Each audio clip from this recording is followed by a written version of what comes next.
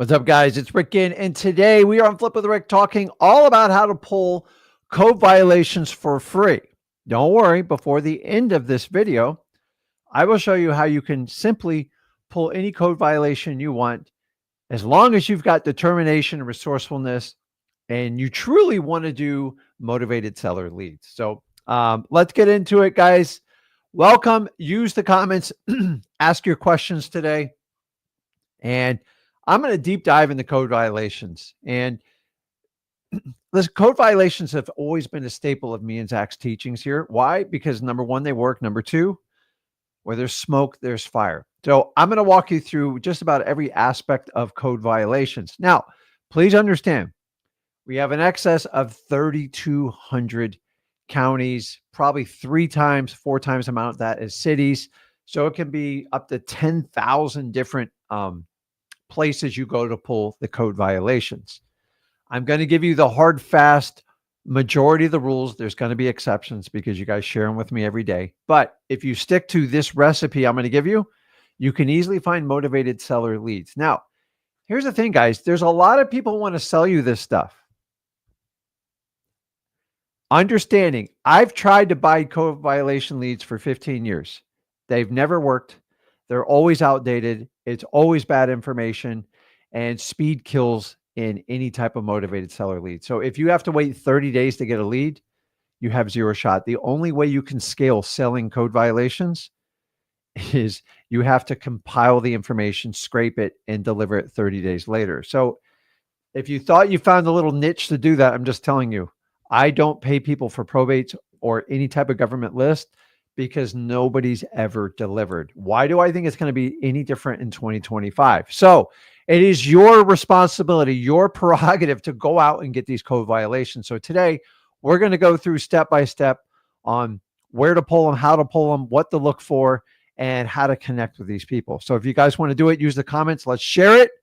Let's do it. I'm like, I don't know, man. Like I'm a little bit like hyped up today. I think the ADHD's kicked in fully because I got some things to talk to you guys about today. But we're going to focus on code violations. So drop the comments. Let's get going. If you guys aren't doing code violations, I just want to smack you over the head right now. The code violations, in my opinion, of being a wholesaler 22 years, the absolute staple of the type of deal we're looking for. You don't do code violations, you're skipping a big section of wholesaling. Now, if you want to get real detailed instructions how to do it, do me a favor. Just hop on over and go over to freewholesaling.com. I will put it on the bottom here because I don't want anybody to miss out. Yes, it's a course. Oh, crap. Here comes a course. It's free. Means that give our game away for free because number one, there's not many people who've been doing this longer than I have. And number two, how many people that are doing it this long that are still active in wholesaling? Most of them are fix and flippers. I have an obsession with wholesaling. I absolutely love it. I think it is the greatest sport in business. Why? It's the largest asset class. And honestly, this is the land of opportunity in America. And if I can make a crap load of money and minimize my risk with very little capital, wholesaling has more than taken care of me. It's more than taken care of my son and the rest of my family. And thousands of people have iterated to with us through our teachings. Why? We collect testimonials. I don't collect them. You guys just give them. I am not one of these coaches that tells you to harvest the testimony and use it against you. You guys just go and post them on Wholesaling Houses for Real. By the way, the largest wholesaling Facebook group. Who else can say that claim? We have the largest wholesaling school group, actually real estate group. We have the largest Discord group. There's a reason for this, guys. You guys kick ass in your movement, and we amplify your voice as wholesalers. For the first time in a long time, me and Zach have basically shown you wholesaling and shown you how to do it without all the roadblocks and stuff like that. So let's jump into it. Everybody go to Free Wholesaling to get started. And I love you guys. So we'll do this. And if I got time, we'll take some calls. We'll have fun because Zach's not in the studio today. So maybe we do things a little bit different. I'm feeling very hyped up today. I need a bad workout today.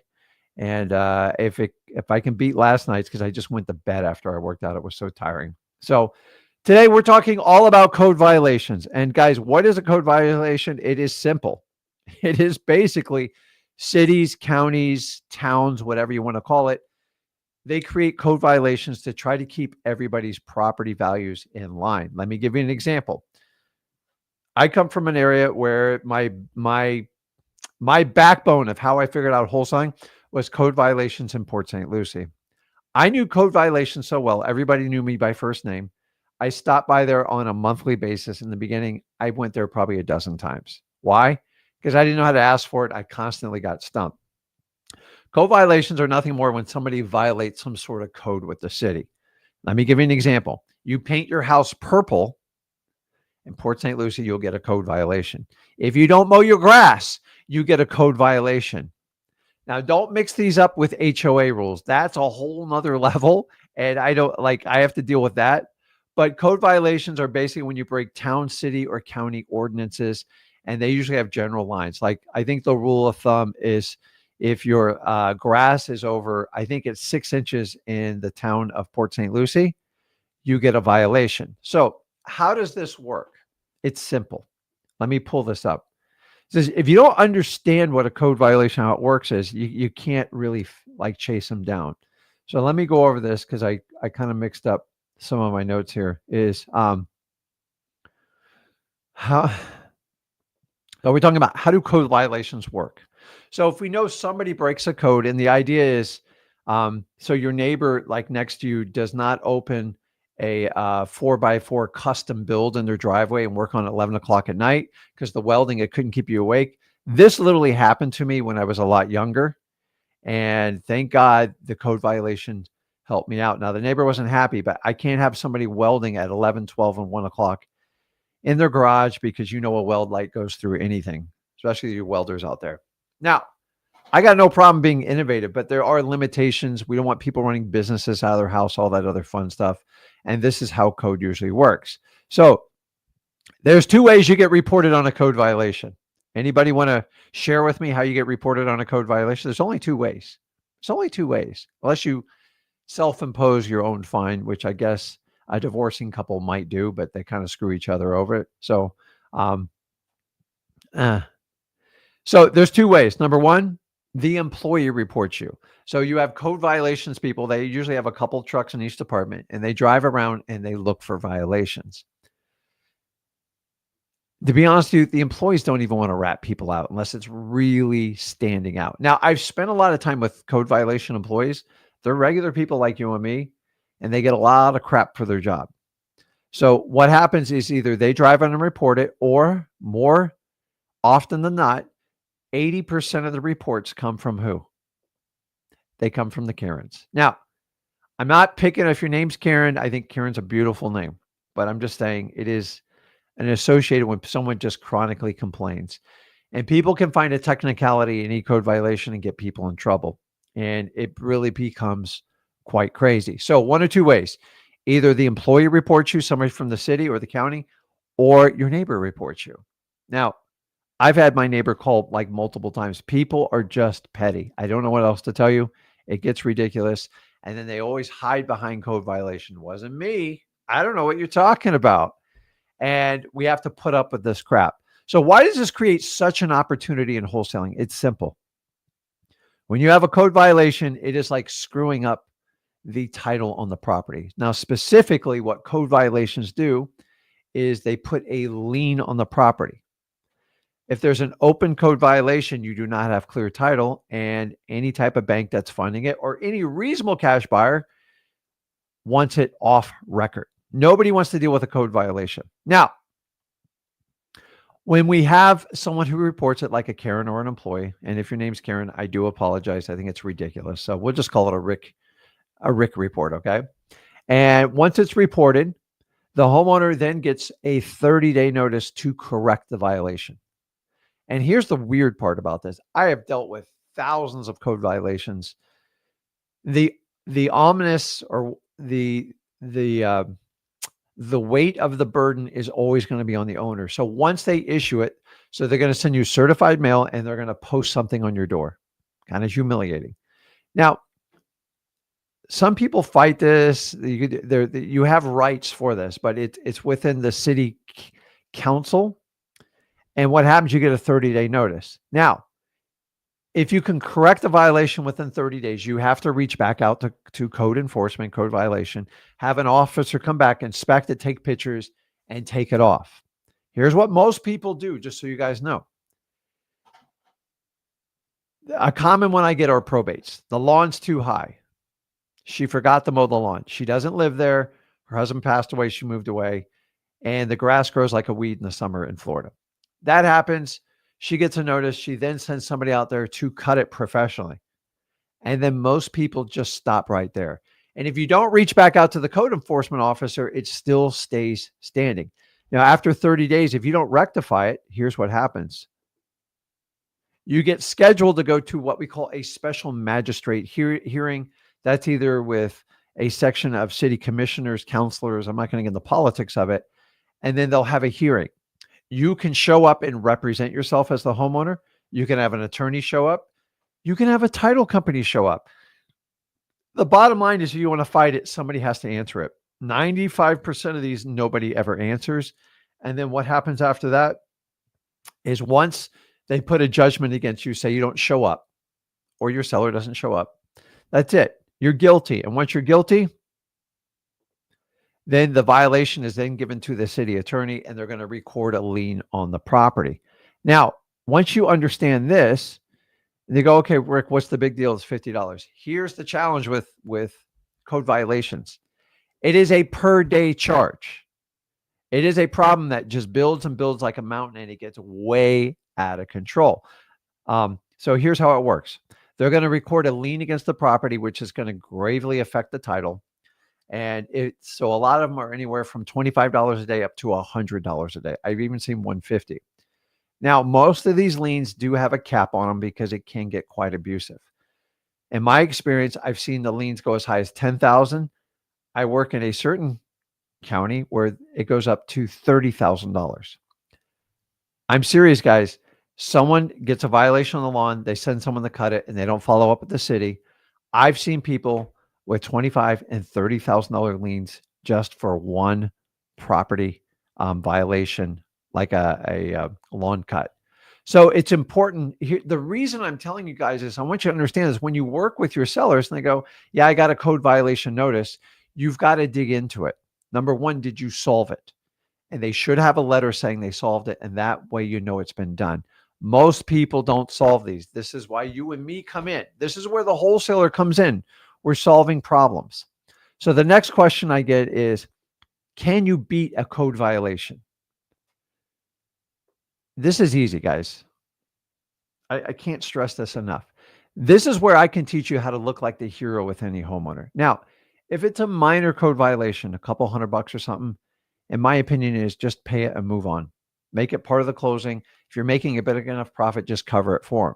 If it is a massive one, 10, 20, 30,000, you've got to understand they had rights to go to a hearing. Now, if you have a current one, if I have anybody in probate, if I go to a hearing, which I've done, I've actually hired my title company. Predominantly, they represent. It's not worth a lawyer going. And if you have even a half-wit defense and you do it in a timely manner, they'll usually hear you out and give you an extension of time to fix it. Number two, if you have a lonely widow or somebody in the probate, you get more of a leadway. Now, don't wait 5 years, but sometimes it even takes a year. I go, listen, she cut the lawn. She forgot to reach out to you. She didn't know the process. Nobody reminded her. I get it. You have a $4,000 lien on it. We're willing to pay the $300 initial fine. But in light of the circumstances, this poor lady lost her husband. I think you guys can cut her a break. Guys, just by doing that, you can do some amazing things. Now, please, if the lawn's like 4 feet high and they never showed up to a hearing or anything like that, don't waste your time. You're going to look like an idiot. But I do this all the time. You can pay anyone to go, anyone that's got a half a brain, to help represent the owner. I did this in my early days. Full disclosure, I don't do this anymore. I have other people that do it for me. But you are solving a lot of problems when you do this. Does everybody understand that? So the next question you need to ask yourself, what if I have a code violation and it just popped up before my closing? How am I going to get this deal done? Dude, I am so glad you asked, because this is my favorite part.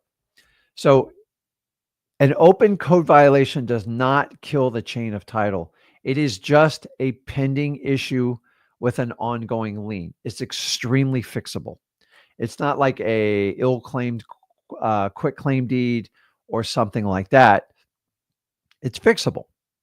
Now, the problem is you can pay the money, but it doesn't go away till you fix the problem. So what if I have a deal and I need to close it? Today's Thursday and I need to close it by tomorrow, and they won't hear me out. It's a a $1,500 violation, whatever it is. What do I do? Guys, this is simple. If you're making significant money, number one, the onus of that lien goes on the homeowner. They know it. They don't hide from it. They're not happy about it. You shouldn't have to pay it out of your pocket unless you're getting an amazing deal. If it's small enough and you're making enough money, take care of the homeowner. That's the best policy. But when it starts to get up there, I go, listen, we just make it way and pay for it. Sometimes owners will go like this, I'm not paying it. And some of them, they put us wholesalers on a rock and a hard place. So if they do that, I want you to understand, you can still close on the property. There's two ways to do this. Number one, you can close with an exception to the title. You have to instruct your title company. Did you know that you can write out any clause in title as long as your title company is willing to do it? So if I have a code violation for an uncut lawn and I already know it's been cured, I'm just waiting, and say it's $300 or $500, then they can write an exception. What does that mean? They're going to insure the title other than that code violation. And as long as you do that, you can do an exception to title with full disclosure, which means your cash buyer needs to be aware of it. And they go, yeah, no problem, I can fix it. That's step number one. Number two, if it's a relatively new code violation, say you got a property under contract as a wholesaler, you're waiting for your buyer, you're waiting for the payoff, and you got hit with a code violation. Extremely common. Happens all the time. Like they go, crap, I got a code violation. I'm closing in like 5 days. No big deal. It's no big deal. One of the best ways you can do it is you can either do the exception as long as there's full disclosure. The other way, say it's $500 and your seller flat out doesn't agree with it. You're indifferent. You can take that $500 and you can set it aside in escrow. And you can either let the homeowner battle it out, or if you want to take it over for the homeowner, $500, I would never bother. Now, I've done liens of up to 20 and 30,000, well worth my time. So easy to negotiate. But the key is not to stop your deal. So either you write an exception to the title, no big deal, or you set the money aside in escrow and either the homeowner battles it out or you battle it out, or you give it an attorney or a title company. Like, don't ever think code violation is going to stop your deal. Now, you can't make the buyer buy it if they have a real issue. Maybe it's a wiring issue. Maybe it's a safety issue. Then that makes sense, and you're probably not going to get an exception in the title. But if it's just for like a lawn mowing, title companies, they literally don't care. Does everybody understand that? Don't ever let a code violation stop your deal. And if you have enough time, sometimes when we're waiting months on end for a probate, we help the homeowner out, attend a hearing for them, and as long as you're in a timely manner and that makes sense, 9 times out of 10, they'll waive the fee. That's it. So now that you guys understand exactly how code violations work, let me check the questions here. The guy says, what do you mean set it aside? So if I have a closing and say there's a $500 pending code violation, that $500 either comes out of the wholesaler's pocket or it comes out of the homeowner's pocket. And then that title company puts it in escrow with the state of Florida. And you have 1 year to resolve the case. Now, you're going to have to go in front of the magistrate and have that hearing and all that other fun stuff. Worst case scenario, they know the money's paid for. The money can only be given to that code violation city or county, or there has to be a directive from some sort of court hearing or consent of a buyer and seller to release that money. And that's it. It works out wonderfully. No, you can't wholesale. Okay. I guess you can. You can. You can wholesale from anywhere, but the United States is where you go. Do these violations come up in a title search? Yes, but sometimes they pop up while you have the property under contract because homeowners kind of fall asleep. They stop mowing the lawn. And I've gotten a lot of panic calls from you guys lately saying, man, it didn't show up. So I want you to understand that. Don't freak out when you get a code violation. To me, they're the easiest ones to solve, and honestly, they're some of the most motivation. So why do I like code violations so much? Like, it's simple, guys. It's simple. Why? Because where there's smoke, there's fire. Think about this in life. If you had to just go look for a fire, how would you look for fire? The easiest way is look for the telltale clue, which is smoke. Smoke always rises. Fire, not easy to see fire. 90% of the time, you just see the smoke and you don't see the fire. So, why we want to do it, if you want to get a real lesson on how to do code violations, how to do all the government lists, make sure you go over to freewholesaling.com. Now, let's dive into this. And I'll keep checking the questions. So put your questions on there. I'm not forgetting you. I'm just solo today. But I'm jacked up. I don't know what to say. So where do we get code violations from? Man, I thought you would never ask this. So there's basically two trains of thoughts with code violations. Now, I tell you, there's over 3,200 counties, 3,300, depending on who's taking the poll. So the challenge with this, if I multiply the cities and the counties, there can be up to 15,000 different places to go to for these. So I'm giving you some generalities today. You're going to have to get specific in the markets that you guys operate in. Number one, the best ones to get are the city ones. Hands down, they're the most detailed. They go after everything. They are my absolute favorite. So if I'm looking at Port St. Lucie, I'm going to look for the Port St. Lucie city offices. Now you'll see on the screen, I have the other one, which is county. And county has violations. They're much more of a mass violation, more of condemnation. That's when they condemn a property or like land use things. And sometimes the county has to get involved because there's like specifically county-based areas outside of the city that regulates the county. So remember, the city's within the county. Now, you can have a town, but I've never really dealt with them. So it's always going to be city accounting. Now, the next detailed question, go, Rick, tell me exactly where to go to get these. This is simple. So I'm going to start with city. So when you do that, you're looking for where the city office is. Usually there's a police department tied up to it, unless they have a sheriff's office, which is regulated by the county when they do that. But the steadfast rule is just look for near the offices where they have building permits. And you'll usually find that the code enforcement, code violation is often associated with these departments. Now, sometimes they're in the tax collector's office, but tax collector indicates county, just so you know. So if you want to get the best list, you want to go to the city first. Now, next question. Ready? We got a lot of questions here. How do I pull the code violations list?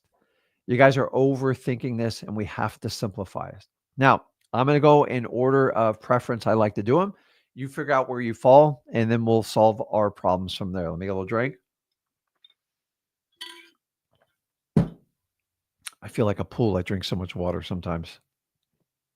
Thank God I don't drink soda anymore. Okay. How to pull code violations. Ready? Number one, request in person. How do I do it? You go to that city office. Remember, usually associated with building permits.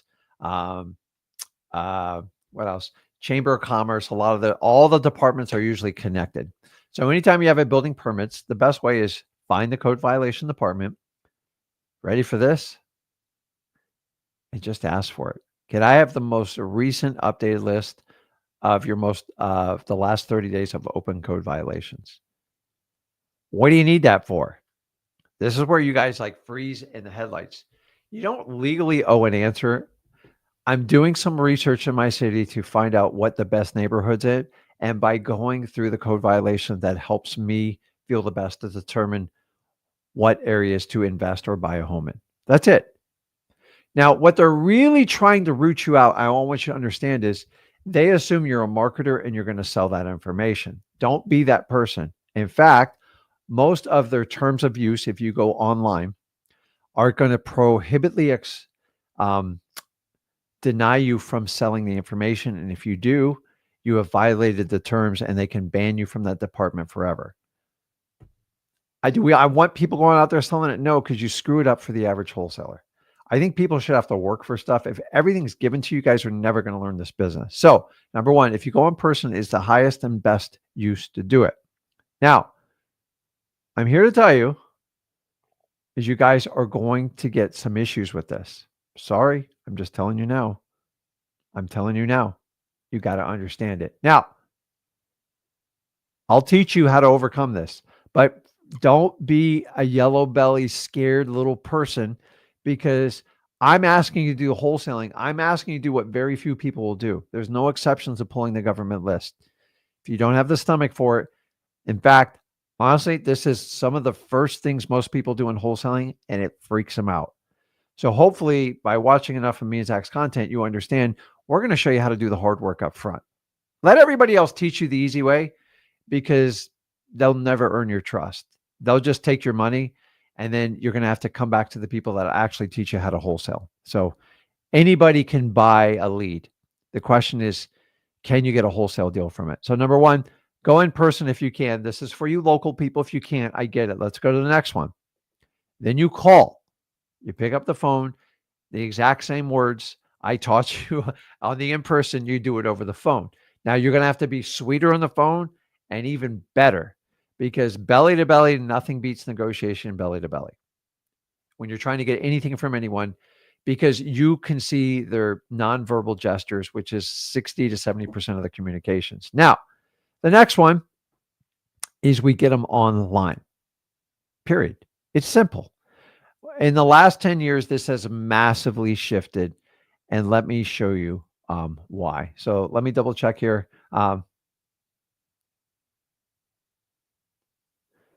Okay. It should.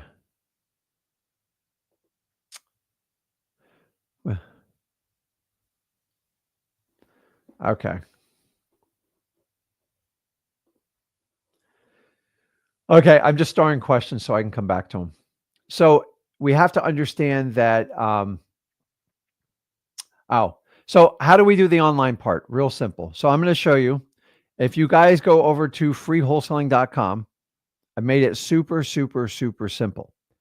Inside there, which is our free community, the largest real estate, you will see this. Now, let me come back to StreamYard. And so if you see this, you'll see all the places that me and Zach have pulled the code violations. So on the left-hand side, you'll have all the code violations. Now, there's a reason I'm not pulling all these up because YouTube gets very upset with me. And I don't want to upset YouTube because though they might delete this video. But like, let me give you an example. If I click on here, all you have to do is click it. Now, how hard is that?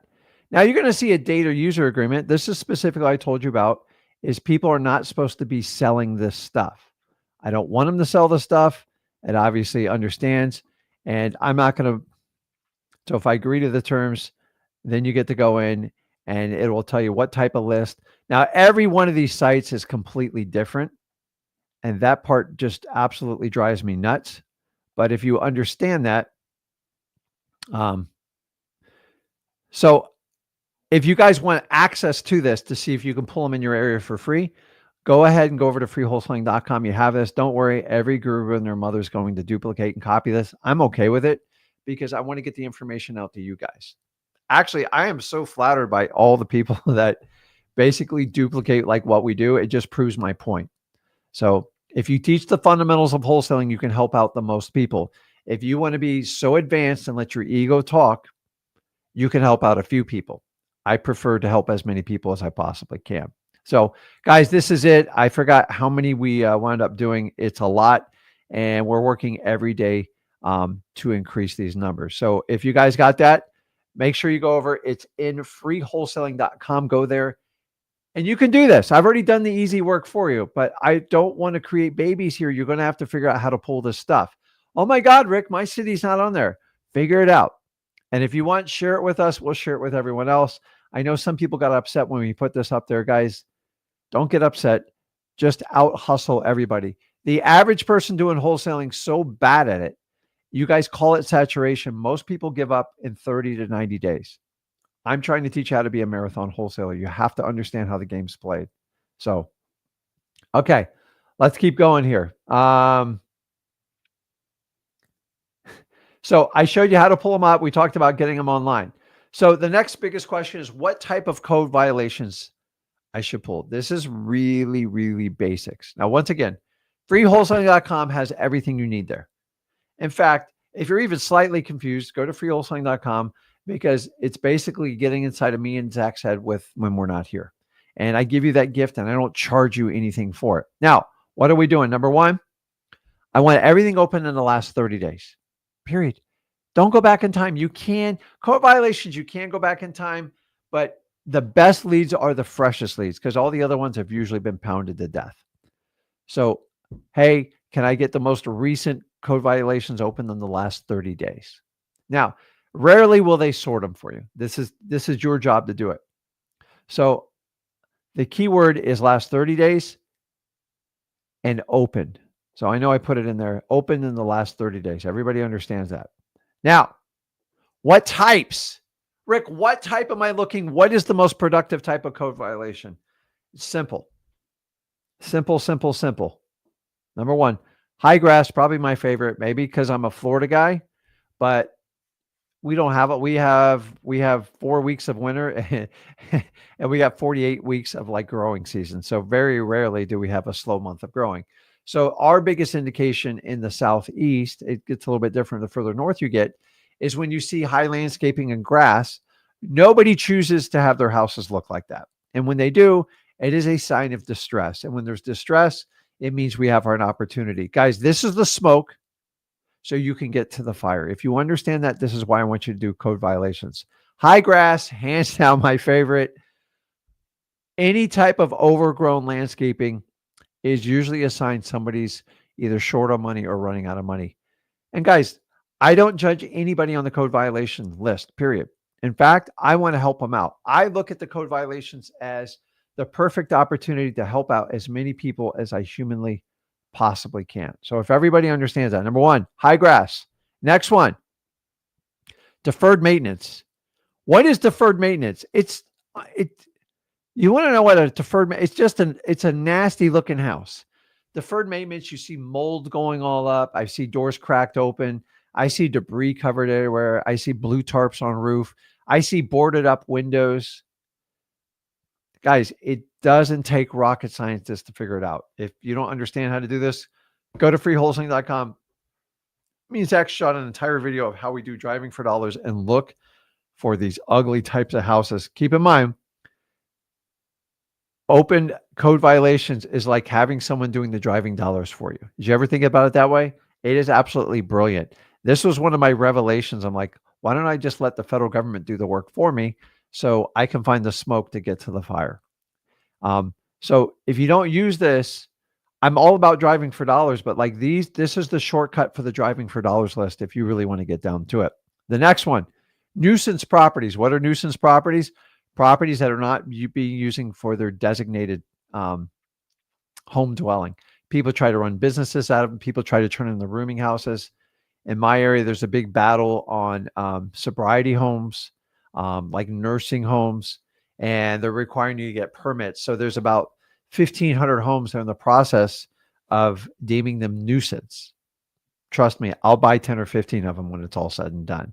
So I look for those types of properties. That's a new trend we found in that area, and you want to look around for it. They label them nuisance properties, but get the definition in your area. Anyone who wants to run a business, because there's a lot of pressure on real estate right now, and there's groups of people out there saying, I know how to fix affordable living. I'm just going to cram everybody in a dwelling and rent out the rooms.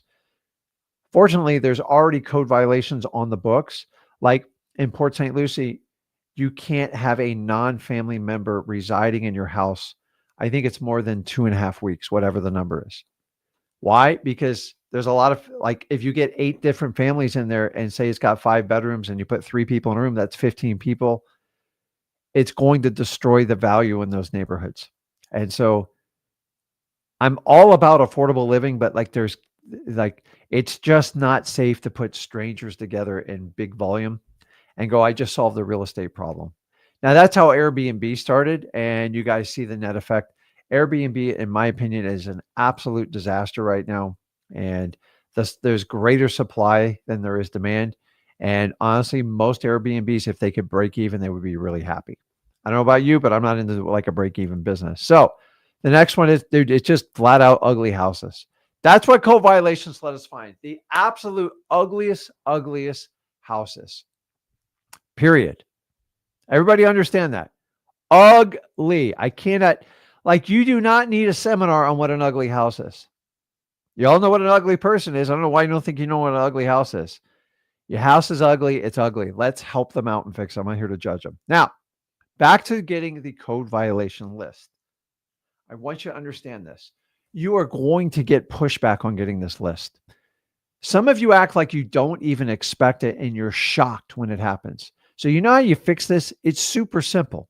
I'm going to give you Rickisms right now because you need it. So I shoved this down my son's mouth. I shove it down my employee's mouth. And now I'm about to shove it down your mouth. I'm not trying to be rude. I'm just trying to be direct. You overcome resistance with persistence. End of story. When somebody tells you you don't want to hear, stop retreating. That's what they taught you in the school system. That's what your friends taught you. It's what your parents taught you. Rick and Zach never taught you that. So if you want to overcome resistance, just beat it with persistence. Tony Robbins always taught me, whenever you have resistance, dance with it, play with it. If you try to run it over, you'll just waste energy and you don't get anywhere and you just wind up getting frustrated. So I'm the worst dancer you'll probably ever meet. And if someone ever wants to give me dance lessons, I would love to have it. Is you want to dance with them. Call it a tango, a symphony, whatever you want to do, and just work around it and pivot it. So I teach you techniques in freewholesaling.com, just how to work around. Let me give you an example. Hey, can I get the last 30 days of open code violations? No. You got a choice. Either you tuck away and you go away, which is what most of you do, or you go, you know, I remember Rick saying, I kind of expect this. So you're already prepared. Listen, I just want to get the code violations list so I can analyze the community where I pay taxes in. Do you know how I can get that list? I'm pretty sure it's public information, and I'm not giving you any disrespect here. I just want to figure out how I can get this list. I'm not going to sell the list. I'm not going to do anything. I just want to take a look at it. They're going to keep giving you layers of resistance. So you have to keep reframing and asking the questions. And listen, if you can't get me the list, is there maybe a supervisor or like a tech specialist that can help me out with that information? And I'm just going to keep asking it back. Now, I'm going to use everything in my power to connect and have a conversation with that agent of the government. And what am I going to use? I'm going to use their pictures. I'm going to use their dog pictures, their kids' pictures. And this is how I'm going to access it. They are regular people. They are good people in your community. Please don't run them over. Please don't make that stupid IMTA FOIA request. That's the Freedom of Information Act. Because if you do, you're looking at 6 months to a year before you get information. It'll be completely useless. And you're looking at 2 hours of paperwork. So let's not waste time. So kill them with kindness. You never meet nastiness with nastiness. There is a time and a place for that. That's in the UFC rink. And that's where everything gets settled. Now, in business, we have to dance. We have to work with them. So the best thing you can do is re-ask the question and just volley it back to them. It's that simple. After 2 or 3 times, they're either going to tell you to take off or they're going to give you what you want. Which camp do you want to be in? Oh, I can't do it.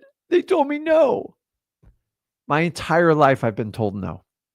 I've been told so much no as a kid. I actually one of those guys that expected it when I got into wholesaling, so it wasn't as shocking to me.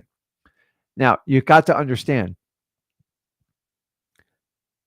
stop being scared to get these lists. If you get them in person, over the phone, or you get them electronically, I don't care. Oh, Rick, I can't get it in my area. Then work on it. Just work on it. Figure a way to get it done. By the way, when I first went to get my probates, my code violations, my tax delinquency, absolute utter failure way back in the day. I could have just tucked and run. In fact, I had such a problem getting probates, I had to send my wife in.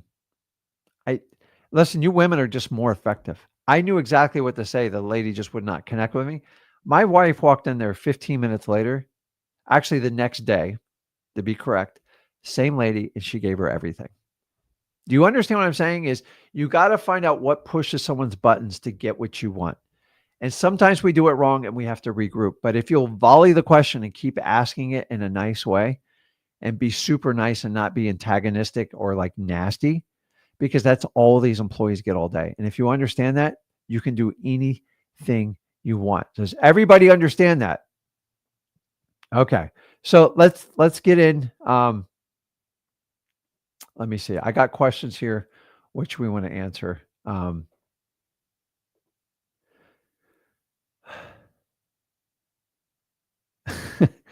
uh, okay. I'm gonna rip through all these questions.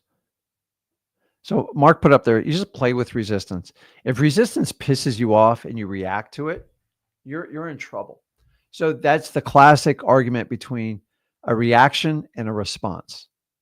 A reaction is your subconscious respond to something of raw things that have triggered you, and you will never get anything accomplished on a reaction unless it's a life-saving event. That's what you're wired for. But in that point, you just respond. If you don't know how to respond and you're used to reacting like I used to, then you have to take like a deep, deep breath and you have to let the initial trigger settle and then you respond. And by the way, a response is something you've rehearsed and you're giving a logical answer. If you react, you expose what you're doing and you'll never get what you want in life. I've learned this the hard way. So we have to do that. I should. So let's do this. I want to do a little something here. We're going to do things a little bit differently today. And because I got a little bit more time with you. Guys, code violations, I mean, they are absolutely amazing. And I don't know why some of you don't do it. I could go on probably for 4 or 5 hours on this topic. Where there's smoke, there's fires, guys. And like, go find the smoke. I can't tell you what to do with it. So I got some comments on here and I want to help you out with, guys, code violations, they're easy. And you're like, man, they're big problems I have to solve. Actually, they're the easiest problems of them all to solve. One last hint on code violations. One last tip. Sometimes you get a property, say you bought it from a guy who tried to add a room onto the house, didn't get the permits, got tagged for it and got shut down. Code violation. Crap, what do I do? The problem is a lot of times as wholesalers is if they have a building permit violation, which is technically a code violation, is it's tagged. Until that's cleared, there's not clear title on the house. Now, if I'm selling to a rehabber, he's like, Rick, I want to work on the house, but like, I don't want to deal with that issue. I go, listen, the whole thing just needs to be knocked down and started over with the right permits. If you know how to do this, this should be pretty straightforward. Now, a good builder will go inspect and see what's going on and size up what it takes to correct. Once he knows what it takes to correct, and they usually already have a relationship with the building departments, is when you transfer that property, it automatically, for the most part, please verify this in your city or county, you get a 30 to 90 day reprieve or whatever you want to call it. And the idea is the city knows the new buyer is probably going to correct that issue. And this is when you sell it to the rehabber. They're getting a good price from you, but we're writing an exception to the code violation. And usually they have 30 days to apply a new permit and show that they're correcting the problem. A good rehabber has no problem doing that if they got a great deal. If it's a crappy deal or say the whole house is in bad shape, then they're never going to buy the property. So when you transfer properties, if you can get an exception to the title, they will usually get the city. Listen, the city just wants it corrected. They're not going to, but the problem is if he buys it and then he or she doesn't correct it, the problem will become theirs. And as long as we have full disclosure, you can do it. I sell properties like that all the time because of some of them are so stupid and minor. We're not going to sit around and wait 3 months for the city to rectify the code violation. I want to do that. So let me jump on and hit some questions here.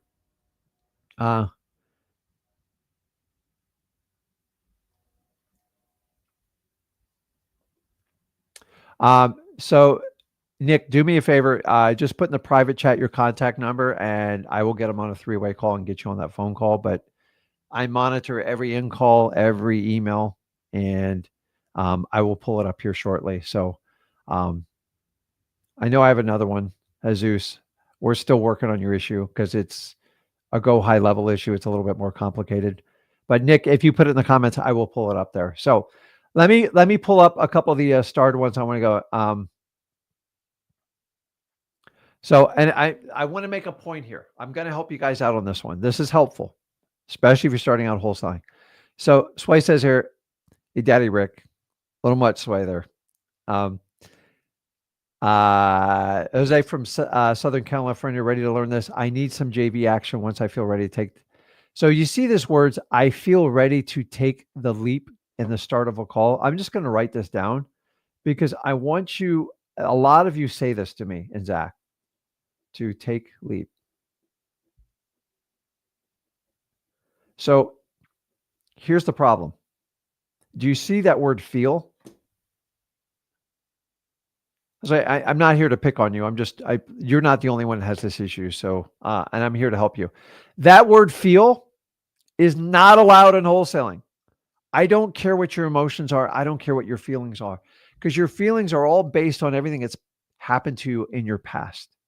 I'm trying to have you look forward. There's a reason on your rearview mirror it says objects are smaller than they appear. Take the hint.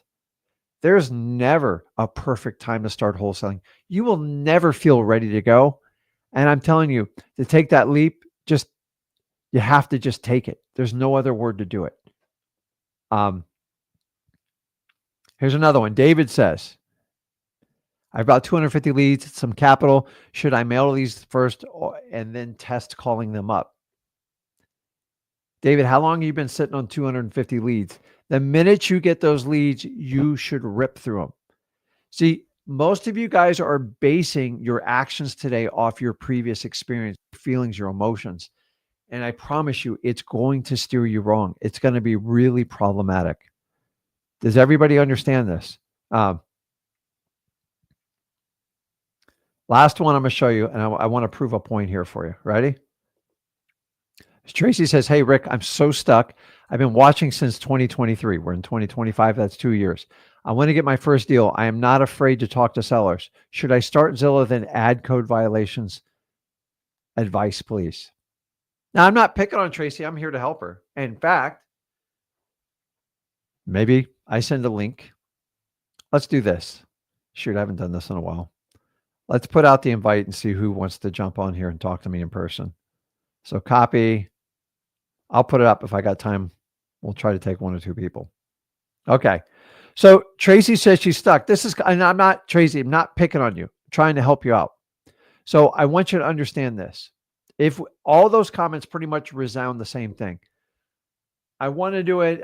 Is the timing right? I don't feel right. What should I do? Do you have any advice for me? Number one, freewholesaling.com. Just don't reinvent the wheel. Most of you are trying to pick and choose which pieces work best for you. Don't. It's horrid advice. And you're giving yourself your own bad wholesaling advice, and you don't know any better. So I'm going to prove to you a point here, and you have to understand this, because I don't think we ever put it into context what wholesaling truly is. Number one, let me ask you this question in the comments.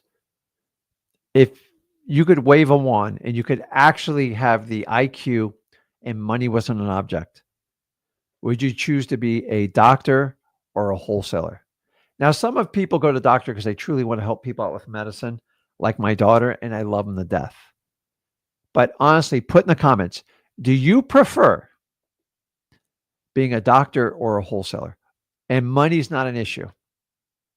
Money's either way, everything's fully paid for. Which path would you take?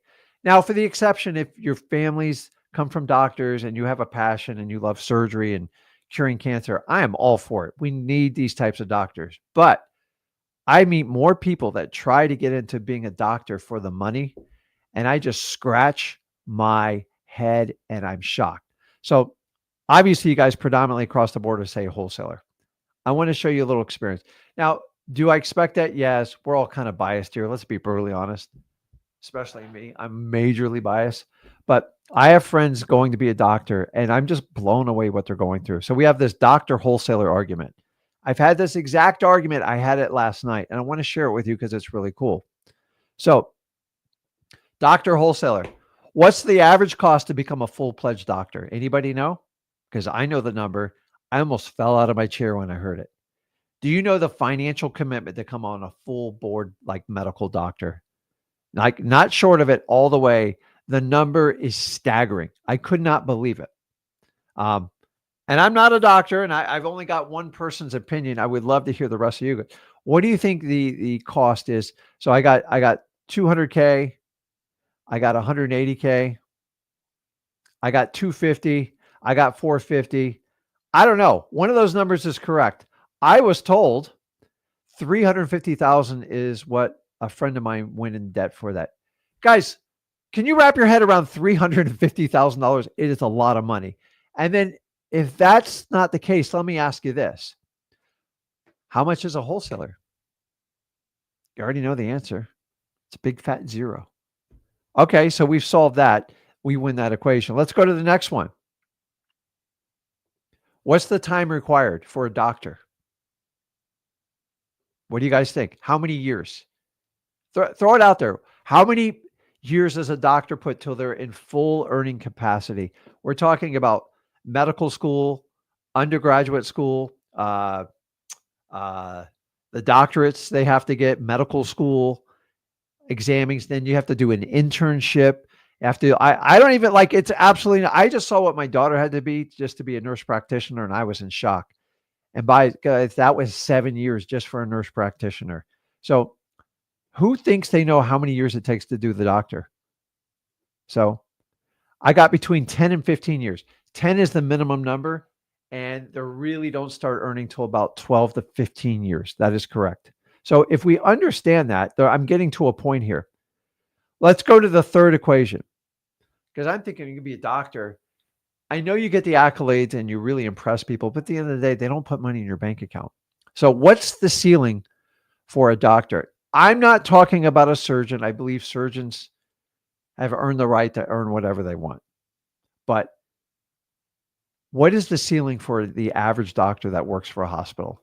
Tell me, because I already know this one. I know exactly what they make because I have friends that are doctors, and I'm in shock, like what's going on. What do you think the cap is for a regular doctor? Not a surgeon, not a specialist, somebody that works for like a major hospital. I'm looking at your comments. So, I believe Mark has the most accurate answer, about 500,000, and that's 20 years into the business with like chief of staff or something like that. I don't even think they make that much. I'm seeing a lot of 250s, which I think is more of an accurate number. So guys, I want you to think about this. $350,000 in debt, 10 years of your life for a cap of 350 to 500,000 at your peak earning career. Now, the reason I'm telling you guys this, I want you to understand this, is as a wholesaler, there's very little cost. You're going to have to put the time in. I agree. But I've already told you 2 years. 2 years. And if you guys would look at wholesaling like a medical doctor would to get their medical profession, to get all their credentials, I'm only asking you to put in 2 years. But like I constantly get people bitching, oh, it's so hard. It's saturated. Dude, suck it up. Stop being scared, because the payoff after 2 years, if I could show you easily how to make 500,000-600,000 working all by yourself, you don't even have to bring on another employee, because God knows I did this for 7 years by myself. You just make more money with employees because you know what to do and how to deploy capital and resources. I don't have to pay back that big fat debt. And here's the one thing you have to understand. From day one, within 90 days of wholesaling, day one, you can make money. In doctorate, you're waiting 8 years to even get any type of positive cash flow. Now, I don't know about you, unless you got parents to support you, do something like that, that seems crazy. I'm not knocking on the medical field. I'm just telling you, you have the golden opportunity in wholesaling. Guys, I make millions of dollars a year. I never thought it was in my wildest dreams. And it's all from wholesaling, period. End of story. I constantly did 1.2 to 1.6 million all by myself with a very, very small staff. Can I do more? Yeah. But I'm all about small teams, big money, and have the maximum amount of use of my time. I went all in for a 4-year period in wholesaling, and it did not pay off for me, meaning I did the big giant staffs and I don't want to work 6, 7 days a week. I fully admit it. I want to go fishing, spend time with my family, because you guys know only the man upstairs knows how much time you have on earth. So I'm even more blessed because I have an entire family business.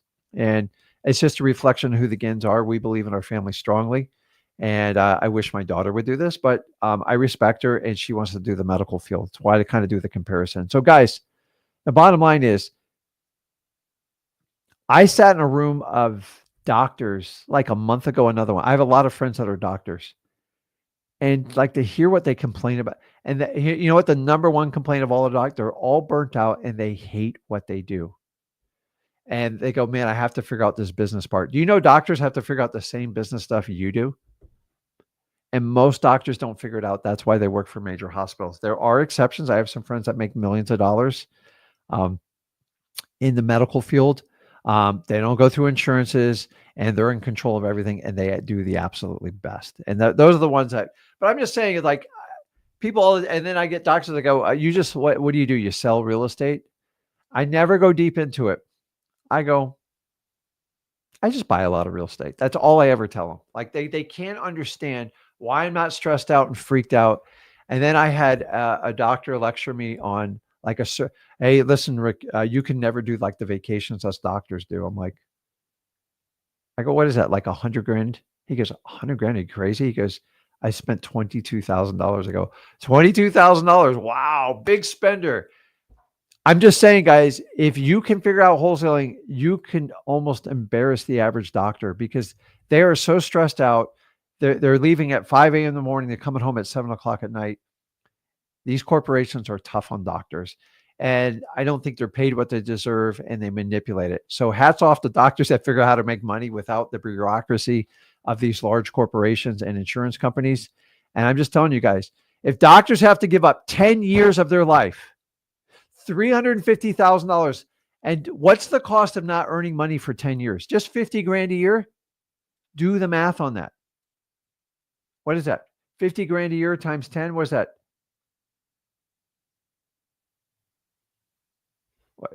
I don't know. 500 grand, 5 million. I don't even know. Like I'm doing math in my head. I get all freaked out. But I'm just saying, I'm like sitting with doctors thinking like, these are the people I've always strived to be. And I get in a conversation with them and this guy says the pinnacle of his entire like life was taking a $22,000 vacation. And I'm just like, I thought you earned more. He goes, no. I eat about 350 plus, compensation packages. I'm like, by the way, when they ask you how much you make, you got a choice to do.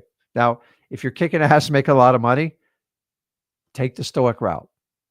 I get by. That's what I say. I will never, ever tell them what. It's none of their business. They're so busy bragging, telling everybody what they make. Like once you tell someone what you make, I already know your limitations in life. I'm never going to tell you what my limitations are and you got to do it. So, I just think it's funny because I always thought like a conversation with a doctor, I'd be embarrassed. They would like try to humble me. And now I look at them of like, the guy goes, hey, do you want my contact person? I go, no, I would never do that. I would just take a private tour. So I've been looking to go to Antarctica and do like some extreme stuff. I just, they are not cheap trips and I can understand why, but I thought a doctor would give me a great advice and they didn't. So that's it. So let me jump back on the questions. Let me see here. Okay, hold on.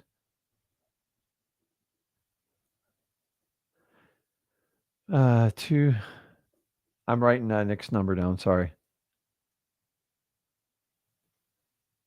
Okay. So let's jump on and see if we can help some people out here. And that's my doctor story. I thought it was kind of cool because finally a wholesaler can hold a candle against a doctor. And by the way, I work my ass off. But if I want to go do something, I go do it. Nobody tells me, oh, you can't do it because you got to do this. I don't even care if my son tells me to do it. I'm going to go do it. So you guys, if I get good weather, I go fishing. I can do wholesaling while I go fishing, and that's what I love to do. So guys, freewholesaling.com is here on the bottom. Let's jump on and see if we can help somebody out. Let me see if I can talk to somebody.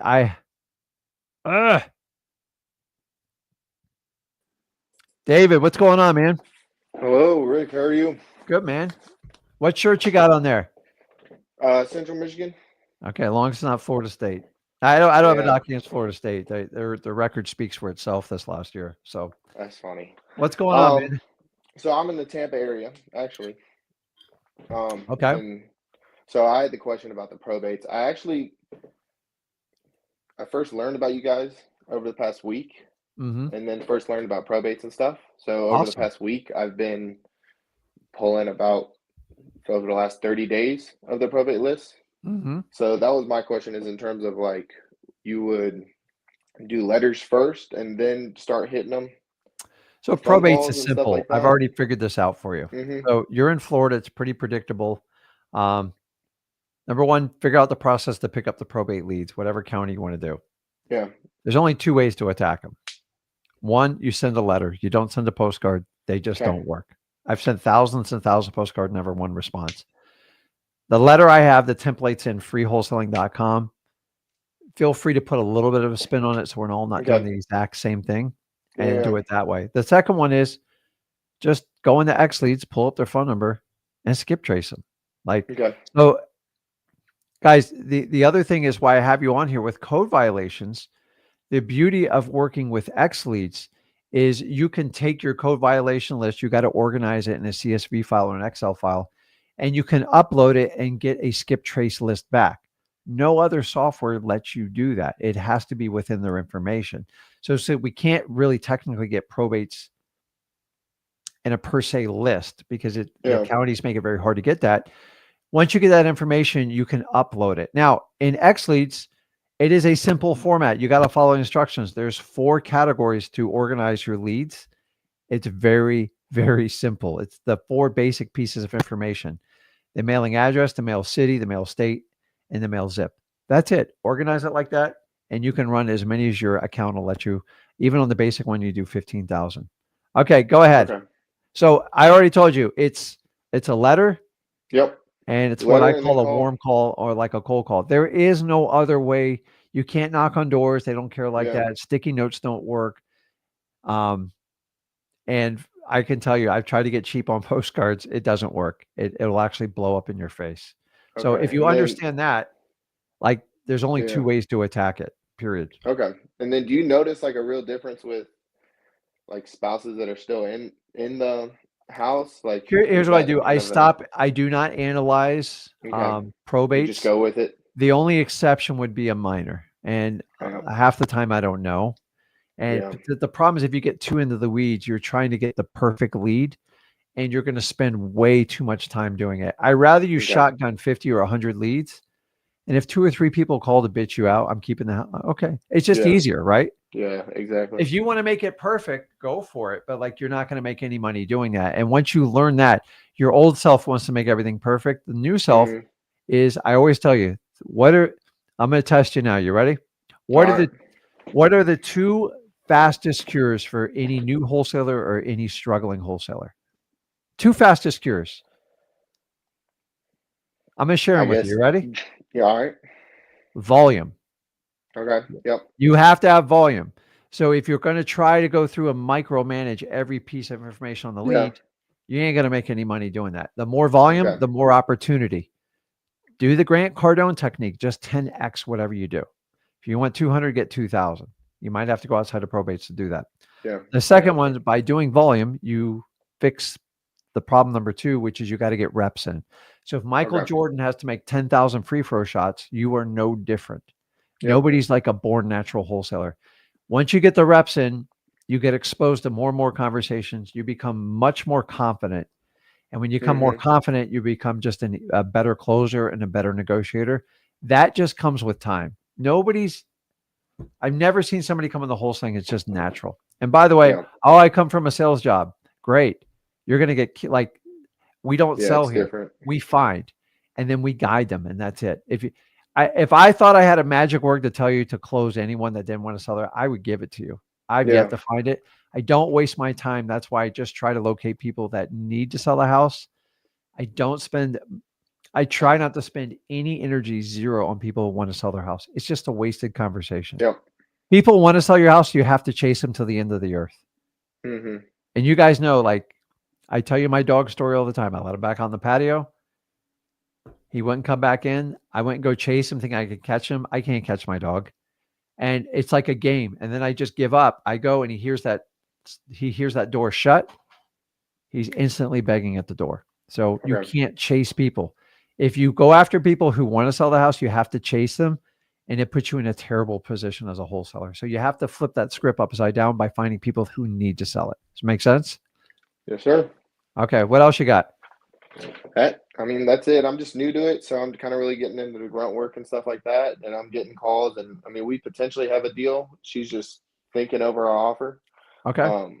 But so we got things in place. I'm just going through this Excel sheet of all the probates from 211 and just finding the address and connecting the leads. There you go. And remember, Yeah. probates they're not super fast, hmm but when you find them, they are highly, highly profitable. And that's thing is, guys, I've never done 10 probates in 1 month. The most I ever did was 3, and that's through active marketing.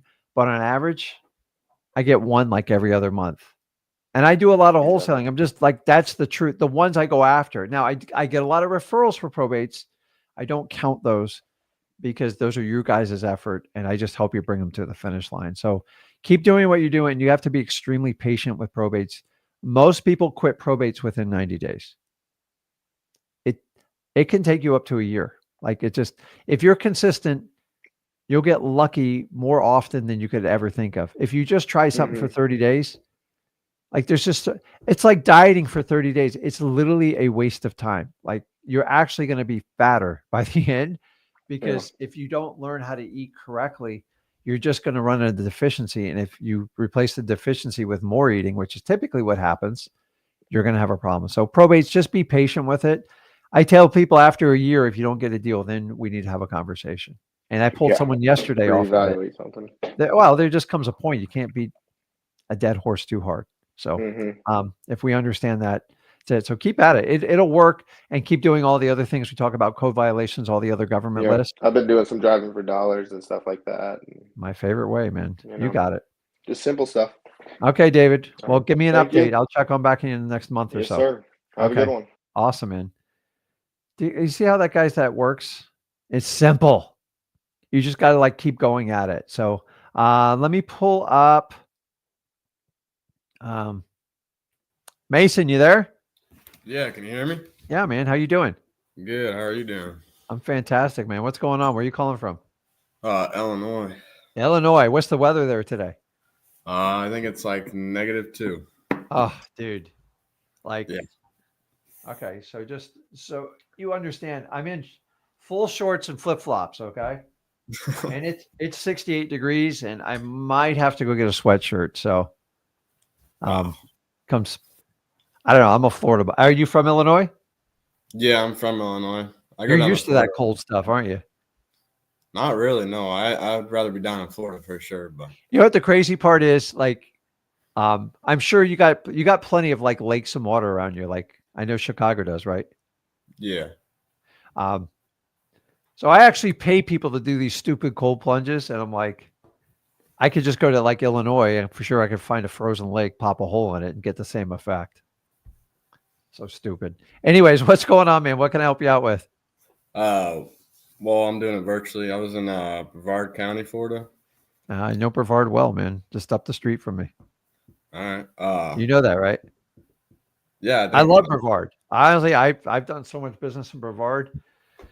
After I did Port St. Lucie, I added Brevard a long time ago, and it just, you know what the population of Brevard is? I think it was 400. I don't know, somewhere in like 400,000, or is it more than Like that? half of that's like 560, man. Like, that's pretty 560. cool. And it's Yeah. all single family homes. Why one of my favorite places to do it. Obviously, prices going up, but it's just miles and miles of single family homes. It's quite shocking on a map how kind of Port St. Lucie used to be. Same type of deal. Port St. Lucie's just not building anymore.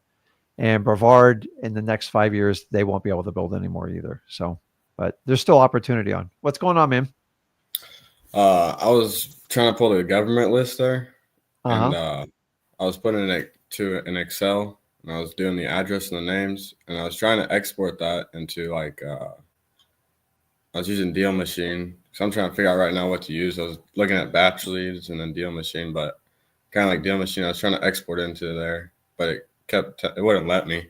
It won't let you. So It, listen, Deal Machine's a good company. Mhm. They're excellent at driving for dollars, and that's what they're known for. And we partner with them years on that. That being said, I'm not knocking on them, but X Leads allows you to upload your list. Doesn't matter where it comes from, as long as you organize the list in the format I told you earlier, and it gives you Mhm. a cheat sheet. You can spit it out. You can do this 15,000 times if you want. You can Okay. do one-offs as much as you want. So honestly, like some of the frustrations, I can't tell these bigger companies what to do, but I will tell you, Xleads will do it for you. So if you want, just check it out. I'm not, if you take it or not, it doesn't change my life. I'm just telling you, if that is your frustration, look inside Xleads because we fix it. And by the way, we do all the other things that all the other softwares do. And in my opinion, we do it much better. And then if you want, when you decide to upgrade or anything like that, you can get some of the disposition software with it, meaning you can easily find cash buyers. Because if you're in Illinois, like other than working with me, which I'm the obvious choice, because I can sell your Brevard deals with my eyes shut. Yeah. I sell them every day. Brevard's still one of my favorite places. I don't go as hard as it anymore. And we're doing some new marketing over there to find some new ways to do it. But it's phenomenal. So if you guys are having problems, say you're getting code violations or you're doing the tax delinquencies, you Mhm. can upload those lists, put them inside Xleads and get all the phone numbers out and just rip through them and call them. And this has been a frustration of all the softwares, in me and Zach's opinion, because no one else would let you do this. And it drove us nuts to the point we had separate. I'd have an IDI account. I had all these other, very expensive, by the way. You don't even want to talk about IDIs right here in Florida. Those are the days when you had to go through big carriers to get skip tracing. Now you can do it and either 49 or 97 a month, depending on how you pay for it. And you get everything else with it. So just take a look at it. I'm not knocking on Deal Machine. Don't get upset with me, guys, but like I'm willing to do more than what they do. If they ever change their software, then so be it. But just take a look at it. You have options on it. That one's easy to fix. What else you got? Um. Well, I did have one question. So I do Yes. construction. I have the day off today just Awesome. from everything, but I usually get up about 5 and I get home around like usually like 4:30, Uh-huh. somewhere around there, 4 o'clock. I don't know what you would think if I should like cold call or like from the time being from like 4 to whatever, because I know it's an hour ahead there, Yeah. It's a great time. just Like around there. so a lot of people ask you, Rick, hey, what's the perfect time to cold call? When you decide to pick up the phone and call, like, Yeah, please, like, do not like, first of all, how old are you? I'm 18. Dude, phenomenal. You're light years ahead of where I was. I didn't wake up and think about my future until I was in my 30s. Okay. I was cruise control. I tried everything the old way. So you're in construction, you're doing what you got to do, and that's fine. I don't know how you do construction in that cold ass weather. Like, that's Yeah, beyond me. I don't like it. Um, The only worst would be in the Bering Sea on a ship. So, like, don't put parameters. Just do what you can when you can and just get it done because listen, it's not going to be easy. We all know that up front. That's why most of us put off doing it. So just do it. Yeah, I got to tell you what, I went to go work out yesterday. It was the last thing I wanted to do. I had a lot of stuff on my mind, I had a lot of just pending issues. Properties get ready to close. I got a big snafu on a huge deal I'm working on. It's supposed to close this Friday. And it's so easy just not to do stuff when you don't feel like it. And that's yeah, when I have to lean in it the most. Because if you can get through those days that you don't want to do it and you do it the days that you feel like doing it, it will complete it. Unfortunately, the reality is, guys, most of the time you won't feel like it. And what did I say? I give you an example earlier. Whenever you use the word feel or bring your emotions in it, it's going to massively misguide you. In fact, I will give you this. You're only 18, which is awesome, dude. Like you got your entire life ahead of you. And I think it's awesome. Is you've got to let your brain, your conscious brain, make decisions for you. And you have to try to minimize the emotional attachment on any decision you get. Dude, from your age 18 to 25, 26, nobody taught me that. and you see your friends and family that like people just, you know, the difference between reacting and responding, right? Yeah. Reacting is just, I have no filter. I'm just going to say whatever I feel. A response means I'm going to let my emotions go by. I'm going to let that trigger settle down. And then I'm going to tell you how I'm going to deal with you going forward. If we all went from a level of response versus reaction, we could get anything we done. And so I don't want you to put like a million rules on you. Just understand you don't have a lot of experience. The fact you've even gotten to this point is amazing. So do whatever's going to push the needle for you wholesaling. You need to focus on action. The more people you contact, I don't care if you do it on foot, on phone, text, whatever it is, that's how you're going to have the most opportunities. The more opportunities you have, the more reps you're going to get in. The more reps you get, the more confident you get in, the more money you make. You have the potential just to earn one deal to make $20,000 or $30,000, which would be life changing for you. Then you got to figure out how to do it a second time, which is a pain in the ass. And then the third. By the time you do it the fifth time, you figure out this formula that works in your life. That's the secret to most wholesalers. Most quit between deal 0 and 5. They just quit. They're like, this is too hard. Think about this. If I tried to shove a doctor's education all within 6 months on you, you'd quit too. I think that's kind of what we do in the industry. And the only thing we're teaching you is you can be a doctor and learn about the lungs and go treat the lungs and like make money. That's what wholesalers do. We don't wait till we learn every little chapter and then try to apply it, because that's how school's been taught. Everything's been taught to your entire life. You have to do the complete opposite. You learn a chapter and then you apply it. And then you can come back on here and go, hey, Rick, I called 300 people and here's the responses I got. I love that stuff, man, because that's how you're really going to learn. If you sit back and you will never feel like wholesaling. I'm just going to warn you.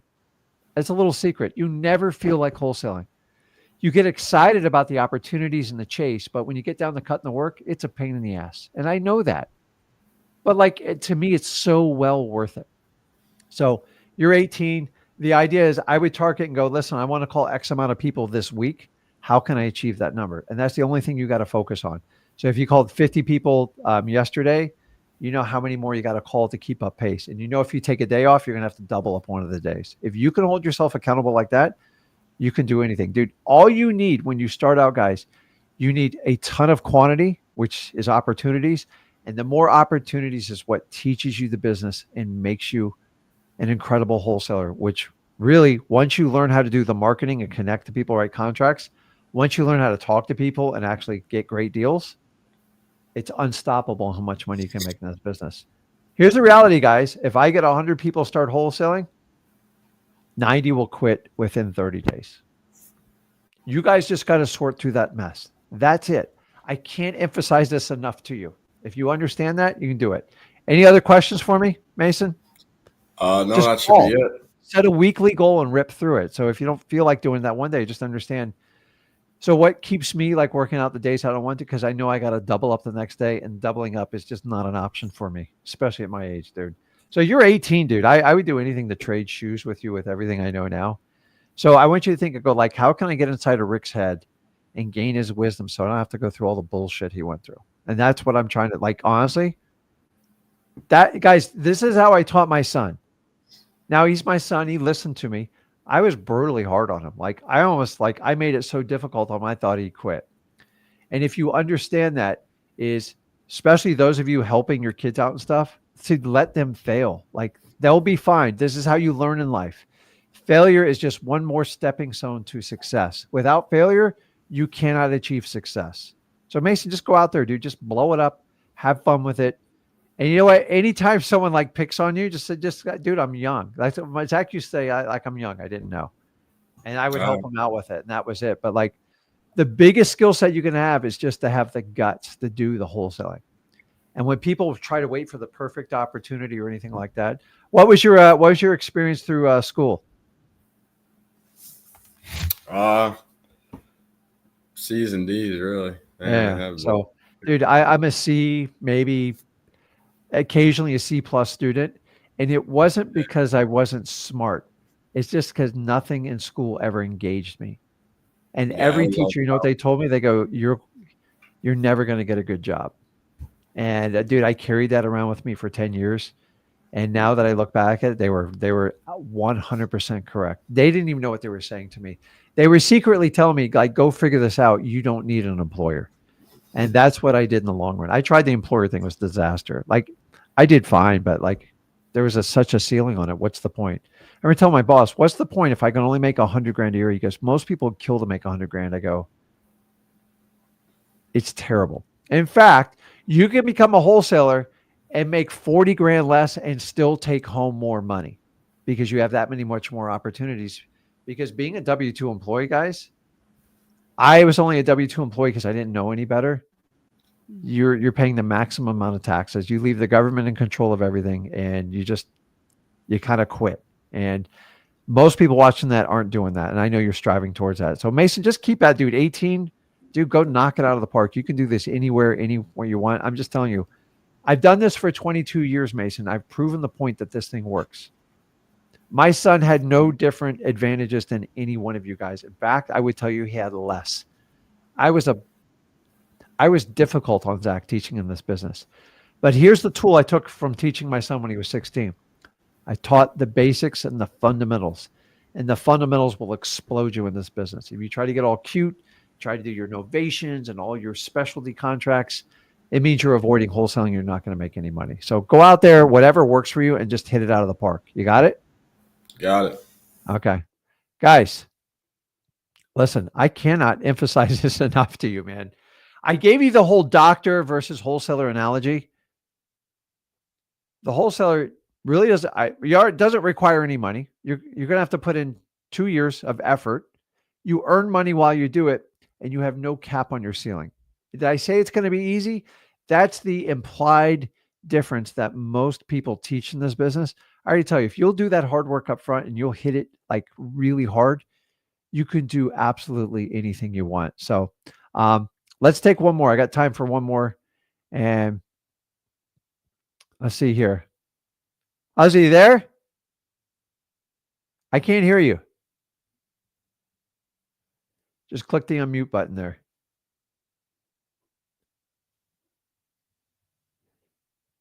I still see your little mute button on there. So it'll be like 3 dots next in the upper corner. Found it. Sorry. There you go. How you doing? I'm doing well, thank you. How are you, Rick? I'm fantastic. Where are you calling from? Albuquerque. Ooh, how's the weather there today? It's a little cold. I have my sweater on because There I'm you go. close to the sliding door and some windows and All right, man. What can I help you out with? What's going on? So I have this property. It's in foreclosure. And I'm not coming up with good comps because I had it under contract and I couldn't get anyone to purchase it or to get the contract. Got it. So I wanted to see if there's another way to rework this particular contract so that I can help this lady out. She's way behind on her payments. She's going through chemotherapy. She knows she has to get rid of the house. The last thing she wants is to ruin her credit too. Got it. So what do you think you just have it? Do you think what was your feedback from your buyers?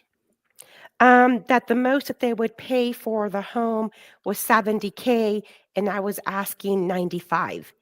And so this is one of the things that they mentioned, that the home is a pretty big home. It's a 3,000 square foot home. Mhm. It's in Hobbs, New Mexico, and but not all 3,000 square feet is livable space, and it really is a shot up place. It needs, everything. A full rehab on it.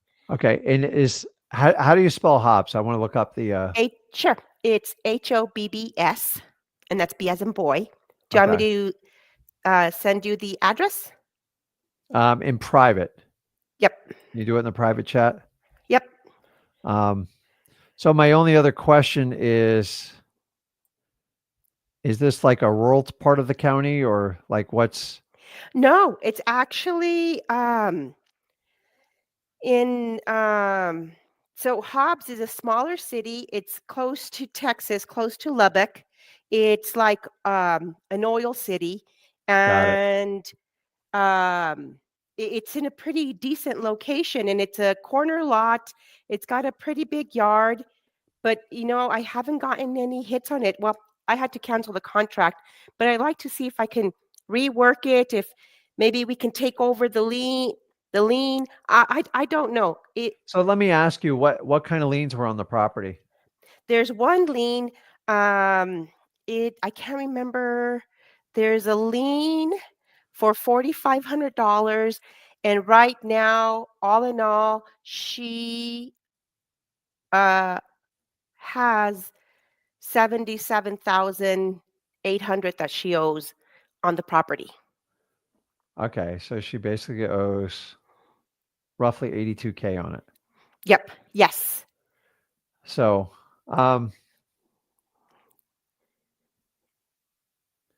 is she current on her mortgage payments?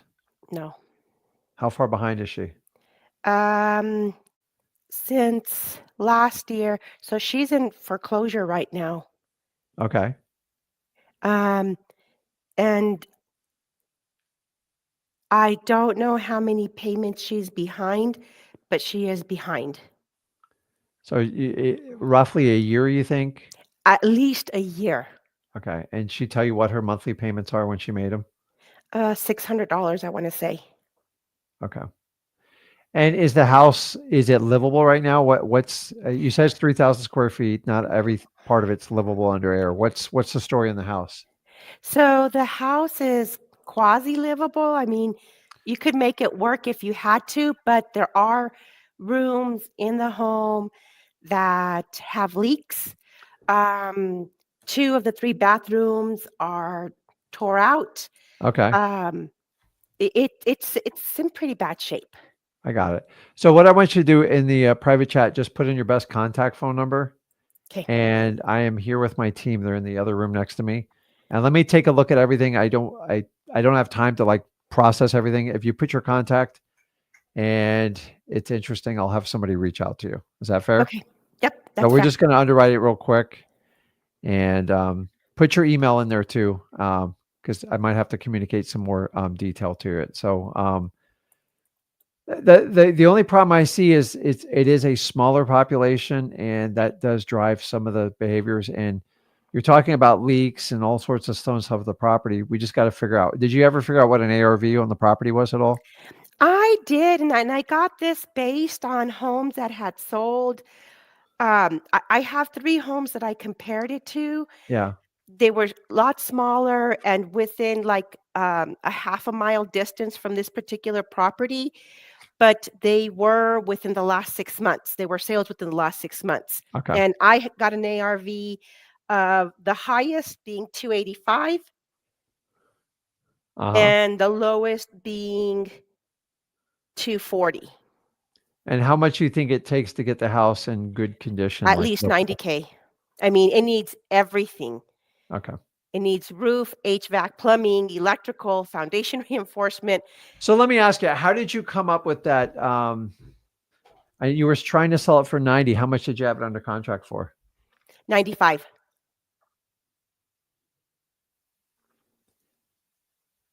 So you had it under contract at 90 and you're trying to sell it for 95, correct? Mm-hmm. Okay. Mm-hmm. And how I did you wasn't trying to milk it. I was trying to really help her out. I know that there's about an $8,000 difference between what she owes and the contract, but I was doing that, to help her in her situation and make sure she at least gets some money to move on with whatever next stage looks like for her. I got it. And how's your relationship with her now? It's really good. Okay. Let me, I'll have somebody reach out to you probably this afternoon, and we're just going to run some numbers internally, and then we'll let you know what we're thinking. Okay. Okay. Okay. Awesome. Anything else? No, that is it. Okay. Thank you so very I much. appreciate it. You have a good day. You too. Awesome. Okay, guys, listen to me. If you're not doing code violations, I'm concerned. I'm just being honest with you. To me, they are some of the easiest leads to get. They will never fill your entire pipeline up, but they are some of the highest motivations. And please don't make a judgment of code violations in 1 month, 2 months, or 3 months. If you do this business consistently and you do the root the routine, the monotonous things. This is how wholesalers actually make money. Not everything's exciting, super sexy. And listen, if you can kick a doctor's butt by being a wholesaler without the tremendous risk, and guys, let me tell you, if I had to compare a wholesaler's quality of life to a doctor, I mean, there's doctors that have to sleep in the damn hospital. Now, I do value what they do. Don't get me wrong. I want the best people when I go into the hospital. But if you're looking to go and make a choice, find something that you can actually get financially free. And most important, get freedom of your time. And I love wholesaling. I'm very biased about this. So what I'm going to do is I'm going to go work on some deals. I got to go fix a really deal that's gone bad. And I don't want to do it, but I'm going to do it. I can't have my other people call because this person's difficult. And I'm confident I can get through it. And worst case scenario, if the deal doesn't work out, I move on. I got 10 more behind it. And this is how business works. I never bank on one deal ever. I want lots of deals. So when deals fall through, I have new ones that come in and they fill in the hole. So if you guys want to do that, make sure you guys, by the way, if you want to submit your deals online, if you're not part of the X-Plans Mastermind, which you guys put those directly to me, you can submit them to sellmypaper.com. I just put 2 employees in there. I'm actually going on some training this afternoon to do that. So that's back up and active. What else do we have? Remember, we're coming to LA. I think it's April 9th, 10th. Man, that's a crazy place. I've booked some stuff there, man. Everything's so wildly expensive. But I plan on having a lot of fun out there. So anybody on the West Coast, as we get closer to it, we'll find some fun stuff. I'm probably going to wind up spending a couple weeks out there. So love to connect with you people, get out, figure everything out. I rarely get on the West Coast. So I think you guys have a beautiful state. I just don't care for the politics in your state. But that goes for a lot of states in the country. If it was up to me, I would be on I'd be on a Caribbean island that had internet, that I had a private plane, take all my friends back and forth, and I would fish all day. But that's just Rick. I'm old. You know how it is. So, guys, I appreciate it. Listen, if you got value from today, make sure you smash that like button. Please make sure you subscribe to this channel. Check out my channel, Rick Ginn, on YouTube. Also, Zach Ginn. And, guys, I appreciate you. We'll be on the Discord tomorrow night, and we'll be on X Lead Saturday at 10 a.m. If you want to check up with us, get us going. Guys, remember, X Leads, you can upload your government list, especially your code violations, so you can actually skip trace the list, and it doesn't cost you anymore. Make sure you take advantage of that, guys. We love you. And